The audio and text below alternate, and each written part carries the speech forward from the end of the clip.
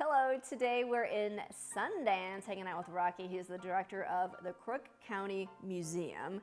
So Rocky, let's just start off with a little bit of history of just the building itself. The building was built in 1923. They needed a new county high school. The original one sat at the base of Sundance Mountain, and in 1920 they came in and were going to revamp it and update it. And as they were going through it, one of Wyoming winds came up and it started to sway like a ship.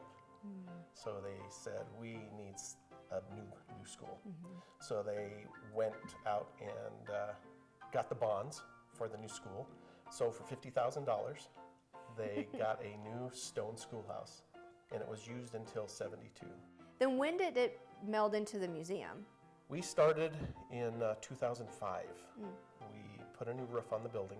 It was an opportunity for the museum to get a venue. Yeah, I guess just talk about what's here. In the museum, we've got 7,000 artifacts out, and they're all from the county pioneer families. So it's very, very limited to our area, which is very unique. So they all have unique family stories, and from the ranches, from the settlers, all the way back from the very beginning in the 1880s. And it is also the cultural center. So eventually we have an auditorium on the top floor, and it has a little 15-foot stage. It has a tin ceiling in it, and that will be our place to have live music, poetry readings, wedding venues, anything that we can raise money, to keep this building alive. And then the level below us, we have office spaces that we rent out, and of course the 1875 Gift and Gallery, which is the museum's gift store, is down there. Everyone knows Sundance Kid. Well, they've heard of it. Heard of him. So, I mean, I know there's some story there. You gotta have the rest of the story. He was accused of stealing a horse and a gun from a rancher north of town here. And the short story is they caught him up in Montana, brought him back, found him guilty, and they jailed him for 18 months. He was 17 years old. He was named after the town. So in the 1870s, there was already mining going on in the Bear Lodge Mountains here.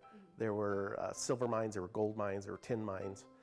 And the settlers up there would sit on top of the mountain and watch the Native Americans do their Sundance at the base of the mountain. So they ended up calling that the Sundance Mountain, the big rock-faced mountain. And when Elbert Hogue came in and formed the city, he called the town Sundance after the mountain. And a lot of the roads that you see, in the hills, like we have Thompson Gulch. This is Mr. Thompson. Yeah. They're named after ranchers that were in that area. Our Native American area is phenomenal. We have 3 known buffalo jumps in the area where they ran the bison off.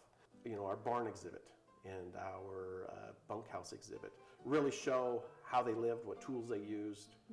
When I had visions of this museum, I wanted you to go, walk under the porch of the bunkhouse and look inside. You feel like you're there. Yeah. The big door to the barn is there. Right. So you're part of it. I've got a lot of noises. I've got a blacksmith working on stuff back there. I got a horse whinny in. I've got videos that you can sit and watch on the board jump, on Devil's Tower, just all sorts of good stuff. So you become part of the environment, you become part of that exhibit when you walk through. Okay, what do we got in here now? This is our home site. Okay, so this is what a home would look like in the 1800s, yeah. Okay. And you got the music. I got the music in my little gramophone over there. I always say that we're nestled in between the mountains, and we have a beautiful little creek that runs through the center of town. It is very peaceful, very, it's quiet, but it's not dead. We've got things going on during the summer downtown. We do a historical sip and walk in July and August, 2 nights a week. Gotcha, okay. Then as far as the museum, do you have like hours and rates, or sort of how do... It is $5 a head for adults. Kids under 13 are free. We're open in the winter, Monday through Friday, 8 to 4. Summertime, we're here 7 days a week. We try to make it a purpose to have them stop, that we are here. We are off the beaten track.